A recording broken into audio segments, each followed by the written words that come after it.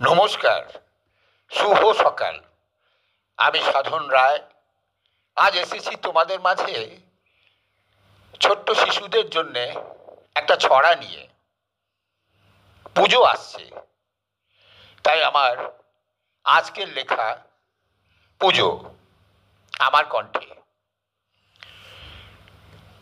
ঢ্যাং কুড়াকুড়ু ঢাক বাজে, বাজে কাসর ঘণ্টা, মা দুর্গা আসছে দেখো, বেজায় খুশি মনটা। নতুন পোশাকে সাজবো মোরা, সকালে স্নানটি সেরে, এ কটা দিন ভারী আনন্দ পুজোর দালানকে ঘিরে। সপ্তমীতে লুচি আলুর দম, অষ্টমীতে ভোগ, নবমীতে কষা মাংস বিরিয়ানি, দশমীতে যা হয় হোক। বিজয়াতে যাবার পালা, মায়ের চোখে জল, পুজো এবার কাটলো কেমন, দু চার কথায় বল।